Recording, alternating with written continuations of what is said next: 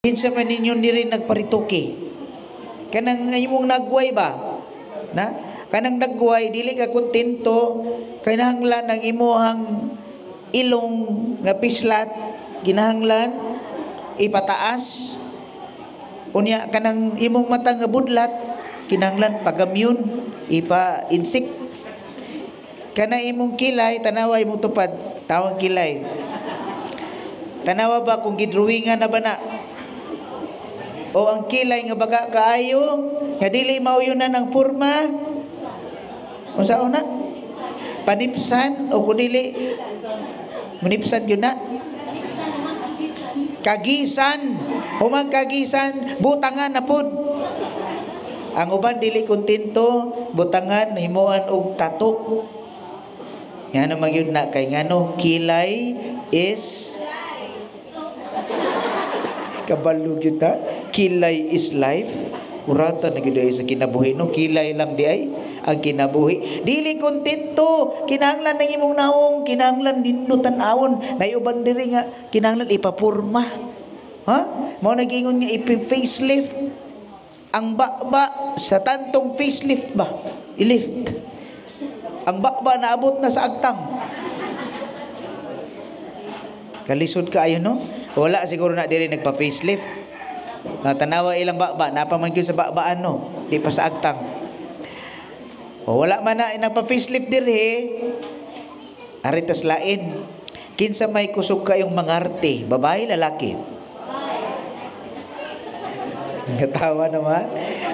Mga lalaki, unsa may ilang buhaton ning inyong mga asawa, inyong mga babae nga mga sakop sa pamilya? Unsay buhaton? Dave, bata ra buya ba? O musaba ha?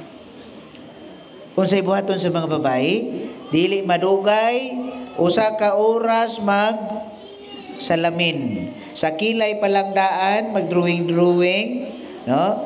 Unya human katong mga lagom-lagom o dagway kinahanglan magpa puti.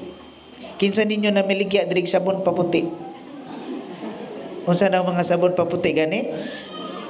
Ha? Kati laundry soap. Kujik. Unsa na kujik para mapaputi. Nya uban papaya whitening soap. Ang uban magluta. Kisa may nag-apply ninyo anak, kisa na maligya.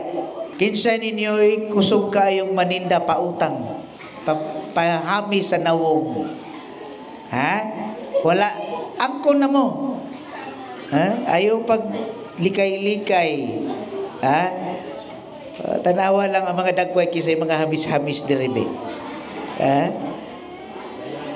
mahibawa na siguro pero kasagaran mga igsoon kung ingon taog kaning magpa facelift, magpa nose lift, kinahanglan ng imong ilong nga pislat imong pataason.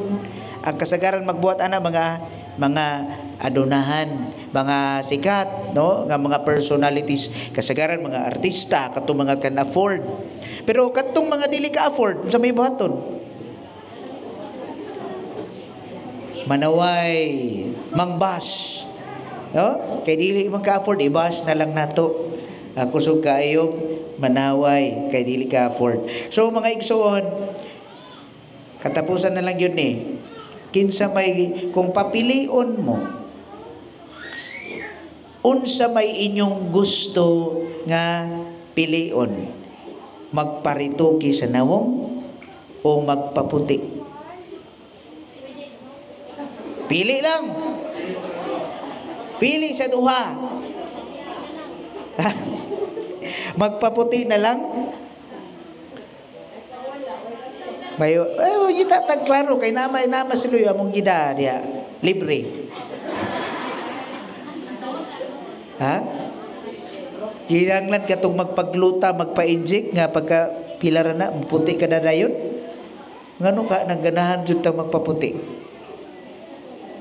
Kaningon unsa man gyud inyo ang gusto? Facelift, nose lift, paputi. Ayun na lang pader, ikaw na lang pader, in-lift imong height kay perting mubuah. Tao no, kumidzara na mga igsoon. Nga naman ato ning nahisgutan, mga igsoon, si Father usa ka doktor no, Dr. Maxwell Maltz. Usa siya ka plastic surgeon. Ningon siya kaya ang negosyo kani magitawag nga mga facelift. Ingon si Dr.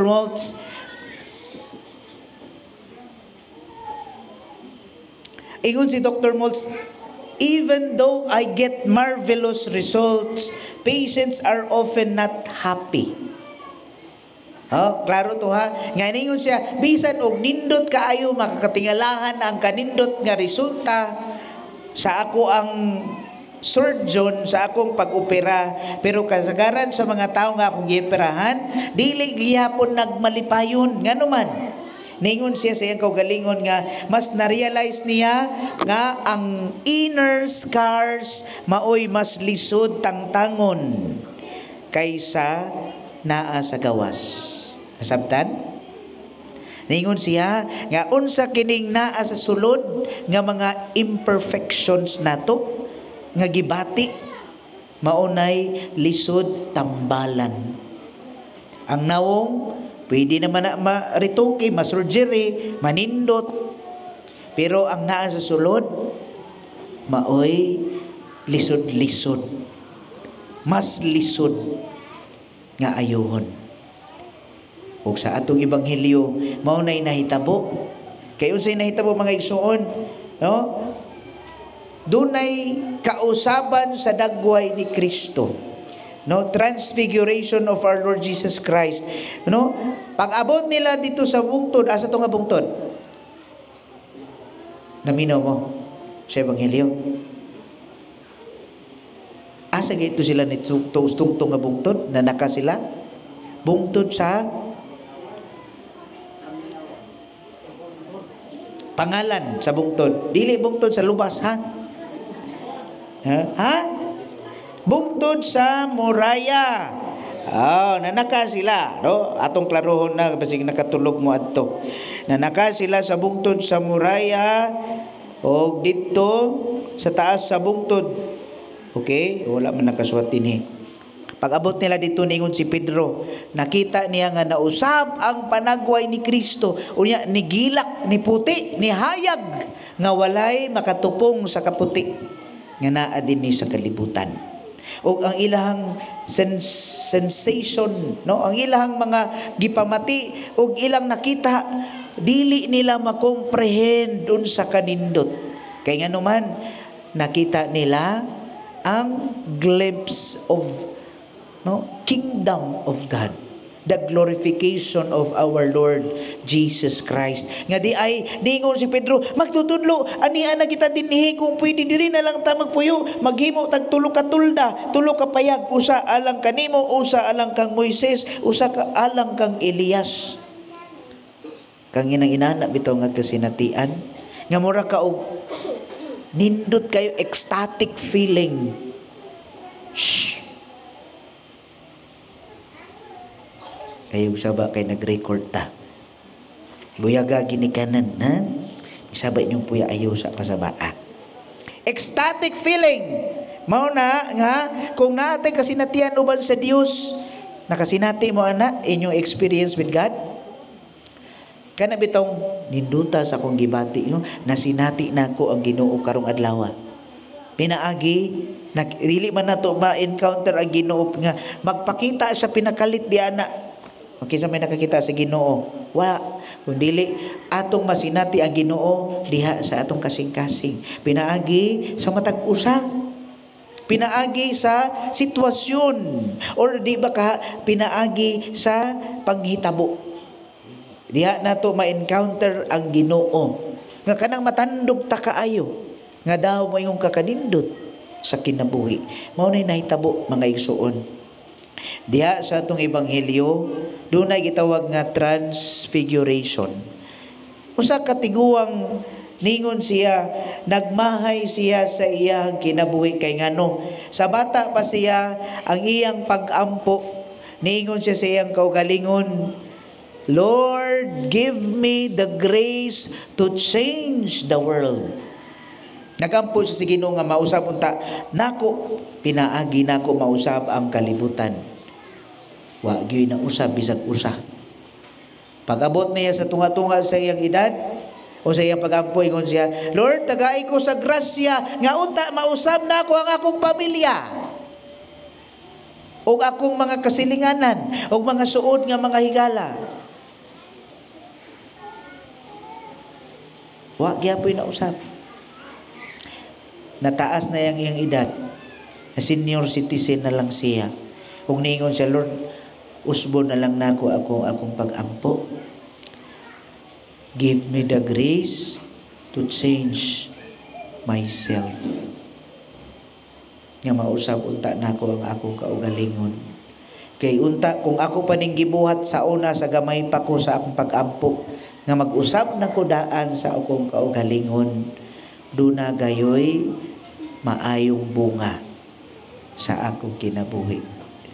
Mao na mga igsuon, kining Domingo sa pagkausab sa ato ang Ginoo sa iyang panagway, hinaot unta ato kining makita diya sa matag usa.